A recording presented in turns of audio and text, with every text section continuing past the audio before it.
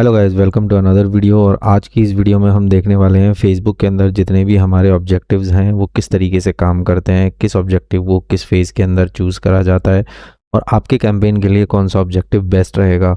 चाहे आप कितनी भी टाइम से फेसबुक के ऊपर ऐड रन कर रहे हो, कितना भी पैसा लगा रहे हो, कितनी भी आपने ऑप्टिमाइजेशन करी है, फेसबुक ऐड का जो ऑब्जेक्टिव होता है वो हमारा एक फाउंडेशन स्टेप होता है। कोई भी आप कैंपेन क्रिएट करने जाओगे तो सबसे पहले आपसे वो ऑब्जेक्टिव पूछता है कि भाई आपका ऑब्जेक्टिव एग्जैक्टली है क्या, आप जो कैंपेन रन करना चाह रहे हो। तो ऑब्जेक्टिव को चूज़ करना हमारे लिए बहुत इंपॉर्टेंट हो जाता है, स्पेसिफिकली तब जब हम क्या करते हैं, एक अच्छा खासा पैसा फेसबुक के अंदर इन्वेस्ट कर रहे होते हैं। अब ये objective basically different different phases के अंदर डिवाइड होते हैं, तो मैं एक एक करके यहाँ पर फेजेस को सबसे पहले एक्सप्लेन करूँगा। देन उसके बाद कौन से ऑब्जेक्टिव को आपको कैरी करना है अपने बिजनेस से अलाइन करते हुए, वो आपको अपनी समझ से अपनी लॉजिक से थोड़ा सा देखना पड़ेगा। बाकी मैं इस वीडियो के अंदर पूरे ऑब्जेक्टिव्स को एक्सप्लेन करने वाला हूँ, उनके एडवांटेजेस बताने वाला हूँ और कहाँ किस ऑब्जेक्टिव को यूज़ करा जाता है, उसके यूज़ केसेस भी हम इस वीडियो के अंदर डिस्कस करने वाले हैं। यहाँ पर जो स्क्रीन पे आपको ये जो दो स्क्रीनशॉट दिखाई दे रहे हैं, ये वाला जो स्क्रीनशॉट है ये आपका एक नया पैनल का स्क्रीनशॉट है। आज के टाइम पर अगर आप फेसबुक एड मैनेजर को ओपन करोगे तो आपको इस तरीके से ऑब्जेक्टिव चूज़ करने का पैनल दिखाई देता है।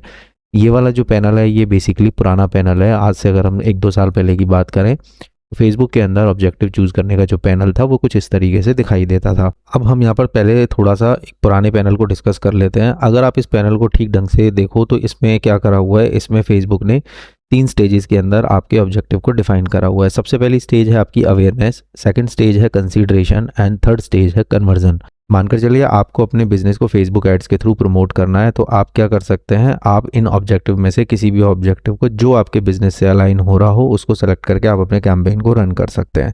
अब यहाँ पर जो ऑब्जेक्टिव है ये 3 फेज़ में डिवाइड है, जैसे कि मैंने आपको बताया। तो सबसे पहले फेज़ को हम समझते हैं। सबसे पहली फेज़ है हमारी अवेयरनेस।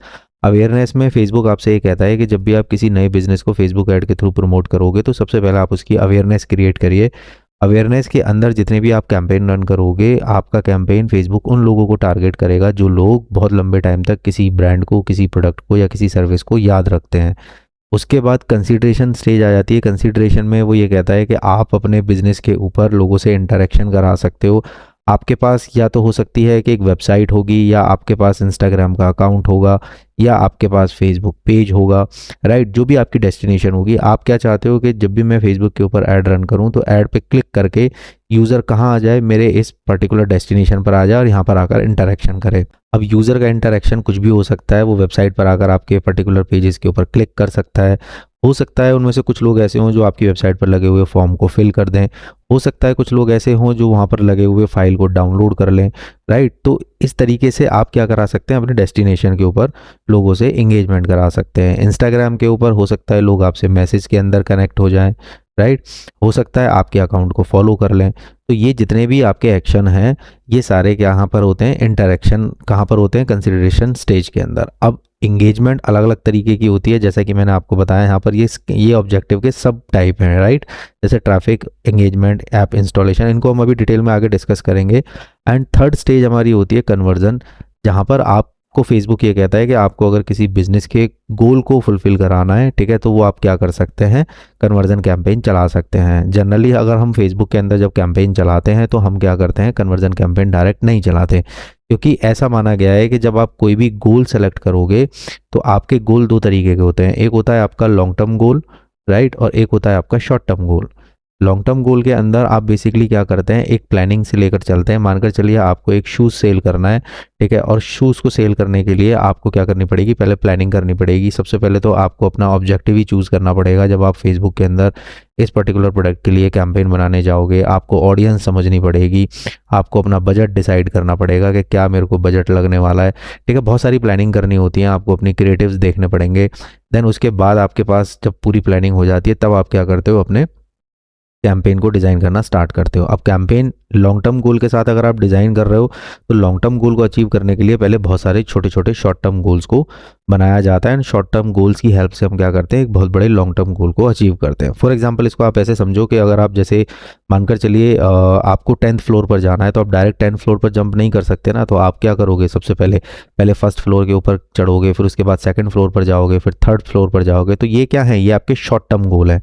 तो सारे के सारे शॉर्ट टर्म्स जितने भी गोल आपने बनाए हैं उन सबको अलाइन करके हम क्या करते हैं, अपने एक लॉन्ग टर्म गोल, यानी कि जैसे कि मैंने आपको बताया 10th फ्लोर के ऊपर आप पहुंच जाओगे। इसी तरीके से शॉर्ट टर्म गोल को अचीव करने के लिए यहाँ पर ये ऑब्जेक्टिव दिए हुए हैं कि भाई आपको मानकर चलिए एक शूज़ सेल करना है। सबसे पहले आप क्या करोगे, शूज़ की ब्रांडिंग करोगे। अब आपका ब्रांड बिल्कुल नया है, लोग इसको नहीं जानते हैं, तो लोग इसको नहीं खरीदेंगे। तो सबसे पहले आपको क्या करना पड़ेगा, अपनी ब्रांडिंग करनी पड़ेगी। इसीलिए ब्रांडिंग करने के लिए उसने सबसे पहले क्या करा है, अवेयरनेस की एक स्टेज दी है कि भाई आपके पास कोई नया प्रोडक्ट है, नई सर्विस है, नया बिजनेस है, तो सबसे पहले जाकर उसकी अवेयरनेस करो ताकि लोगों के बीच में आपका ट्रस्ट बिल्ड हो एंड देन लोग आपके ब्रांड को याद रखें। जब लोग ब्रांड को याद रखेंगे, नेक्स्ट टाइम उनको आपका ऐड दिखेगा तो वो क्या करेंगे, आपके कंटेंट के ऊपर, आपकी क्रिएटिव के ऊपर, आपके ऐड के ऊपर एंगेजमेंट करेंगे। देन वहाँ पर आपका वो यूज़र कहाँ चला जाता है, वो चला जाता है कंसीडरेशन की स्टेज के अंदर। कंसीडरेशन स्टेज के अंदर फेसबुक उन लोगों को आपका ऐड दिखाएगा जो लोग आपके ऐड के साथ इंटरेक्ट करेंगे। एक यूज़र है, मानकर चलिए राम, इसने सबसे पहले क्या करा, आपके नए ब्रांड को देखा, देखने के बाद इसने कुछ टाइम तक उसको याद रखा।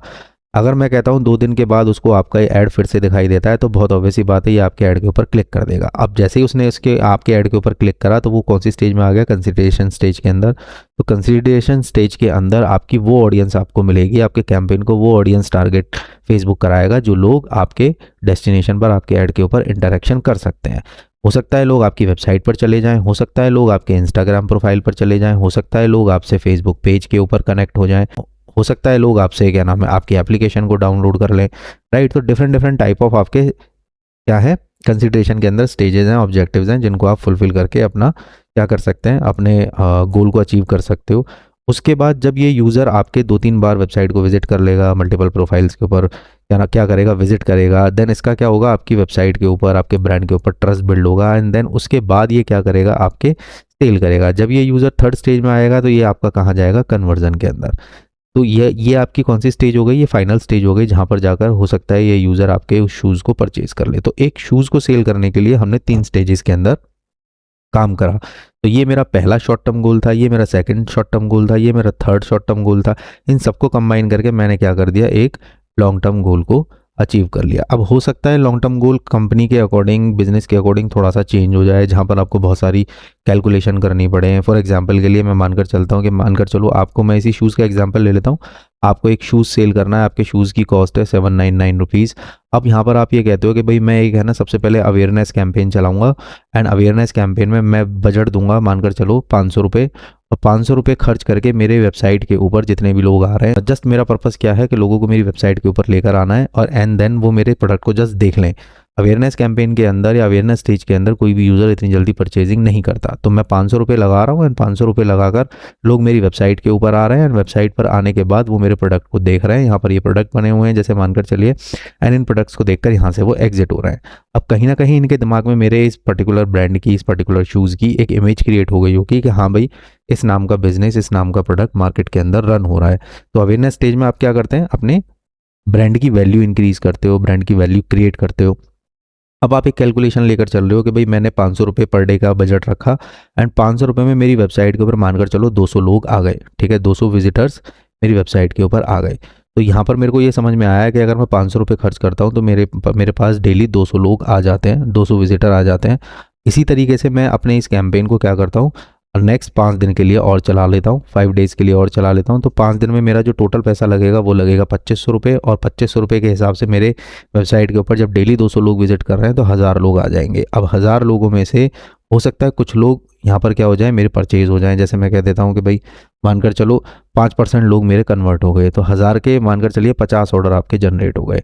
तो इस गोल को अचीव करने के लिए आपने एक कैलकुलेशन करी, तो ये क्या हो गया, ये एक आपका लॉन्ग टर्म गोल हो गया। तो इसी तरीके से आपको ना हर बिजनेस की, हर प्रोडक्ट की, हर सर्विस की क्या करनी पड़ती है, प्लानिंग करनी पड़ती है। तो गोल हमारे बेसिकली 2 फेजेस के अंदर चलते हैं, एक तो शॉर्ट टर्म गोल, एक लॉन्ग टर्म गोल। हमेशा आप क्या काम करोगे, आप हमेशा सबसे पहले शॉर्ट टर्म गोल के ऊपर काम करेंगे। शॉर्ट टर्म गोल को परफॉर्म करके हम क्या करते हैं, लॉन्ग टर्म गोल को अचीव करते हैं।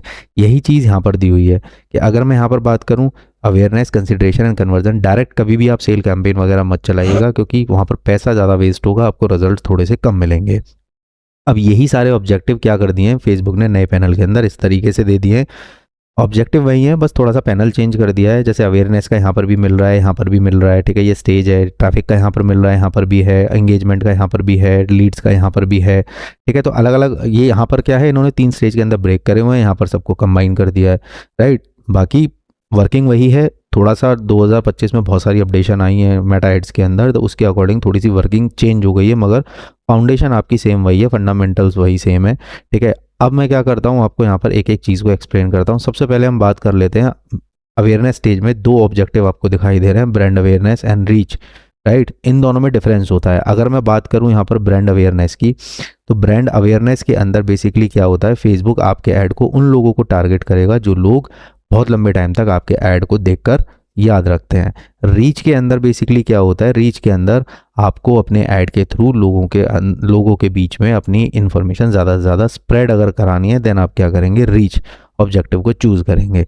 बाकी आगे आने वाली वीडियोस में मैं एक सेपरेट वीडियो बनाऊंगा जिसके अंदर मैं ब्रांड अवेयरनेस एंड रीच में बहुत डिटेल में डिस्कस करूंगा, बहुत सारे एग्जांपल आपको दूंगा जहां पर आपको बहुत इजीली क्लियर हो जाएगा। बाकी अभी आपकी अंडरस्टैंडिंग के पॉइंट ऑफ व्यू से मैं बता देता हूँ, यहाँ पर ज़्यादातर क्या होता है कि एक यूज़र को एक दिन में मल्टीपल टाइम आपका ऐड दिखाई देता है, जबकि रीच के अंदर डेली आपकी क्या होती है, नई ऑडियंस टारगेट होती है। न्यू ऑडियंस को फेसबुक क्या करता है, आपके ऐड को दिखाता है। अब इसको ऐसे समझो कि भाई आपने एक क्या कर लिया, जैसे मैं शूज़ ही ले रहा हूँ, तो आप क्या कर रहे हो, एक इमेज आपने बना ली शूज़ की, और आप एक ही इमेज को बार बार एक ही यूज़र को दिन में 3 बार 4 बार 5 बार दिखाए जा रहे हो। तो इससे क्या हो रही है, इस इमेज की अवेयरनेस क्रिएट हो रही है।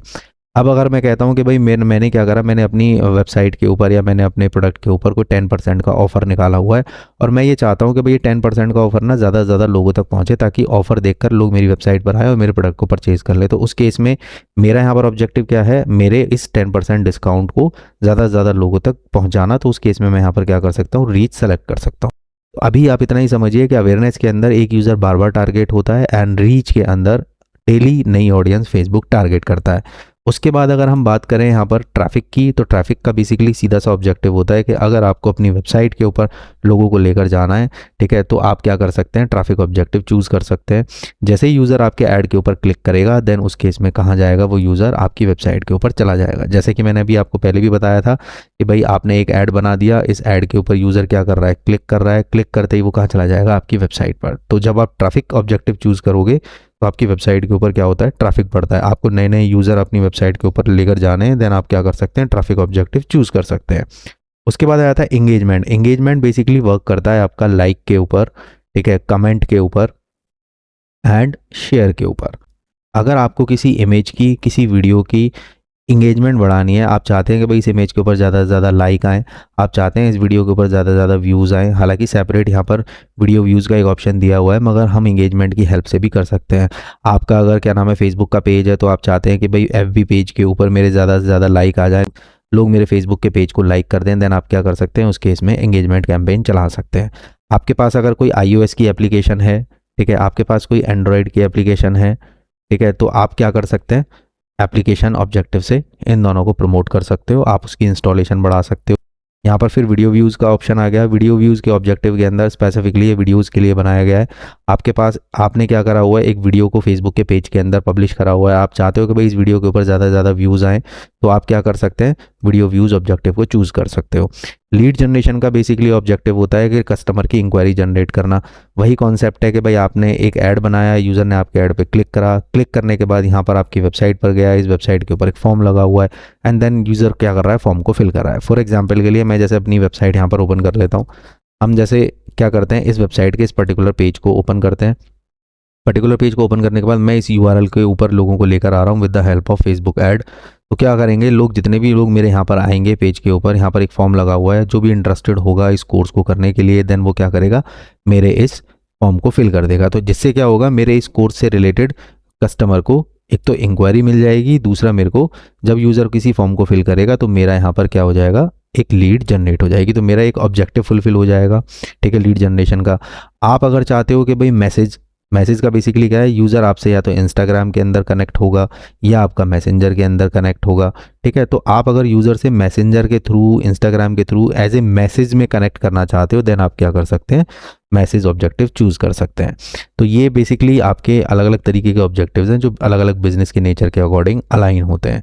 अब बात कर लेते हैं हम यहाँ पर कन्वर्जन की। तो कन्वर्जन में बेसिकली क्या होता है, कन्वर्जन में सीधा सा कॉन्सेप्ट होता है कि भाई आपको अगर अपना एंड गोल अचीव करना है, ठीक है, मैंने लोगों को सबसे पहले अवेयरनेस के थ्रू टारगेट करा, देन उनको मैं फिर अपनी वेबसाइट के ऊपर लेकर आया। अब मैं कहता हूँ कि भाई उनमें से कुछ लोग क्या हो जाएं, कन्वर्ट हो जाएं। मेरा जो पर्टिकुलर एक एंड गोल है वो मेरे अचीव हो जाए। फॉर एग्जांपल के लिए जैसे मैंने अभी आपको यहाँ पर बताया कि भाई अगर 500 रुपये